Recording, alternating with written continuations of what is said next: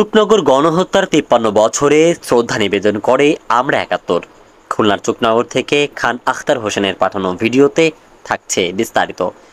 আজ ২০ মে খুলনা জেলার ডুমুরিয়া থানার চুকনগর নামক স্থানে ১৯৭১ সালে যে গণহত্যা সংঘটিত হয়েছিল তার স্মরণে স্মরণসভা ও পুষ্প পাপড়ি বর্ষণে শ্রদ্ধাঞ্জলি জানাতে ঢাকা থেকে আসেন আমরা ৭১ নামের জাতীয় সংগঠন। সকালে চুকনগর গণহত্যা স্মৃতিসৌধে পুষ্প শ্রদ্ধাঞ্জলি অর্পণ করা হয়। এরপর ভদ্রা নদীতে গোলাপ পাপড়ি বর্ষণ করা হয়।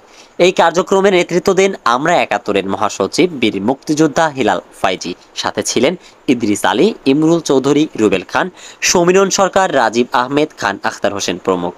১৯৭১ সালের ২০ মে চুকনগরে যে গণহত্যা ঘটেছিল সেখানে মাত্র ২ ঘন্টার ব্রাশ ফায়ারে ১০,০০০-এর ঊর্ধ্বে নিরস্ত্র বাঙালিকে হত্যা করে। জানা যায়, পাকিস্তানি সেনাবাহিনীর একজন মেজরের নেতৃত্বে একটি দল এই আক্রমণ শুরু করে।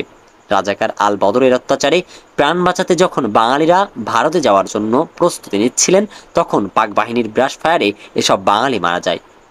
আরও জানা যায়, গাছের ডালে, বট গাছের শেকড় তলে, বিভিন্ন দোকানপাটে, মন্দিরে, কুয়ার ভেতর বাঙালি প্রাণ বাঁচাতে লুকিয়েও বাঁচতে পারেনি সেদিন। ভদ্রা নদী ভরে যায় লাশে লাশে। হাজার হাজার লাশ জোয়ারে ভেসে আসে, আবার ভাটির টানে চলে যায়।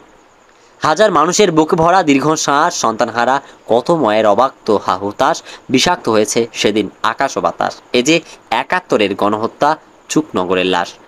পৃথিবীতে যা নজিরবিহীন এ হত্যাকাণ্ড জালিয়ান নওয়ালবাগ গণহত্যাকেও হার মানিয়েছে। শেখ আলী আকবর, গাংচিল টিভি নিউজ ডেস্ক।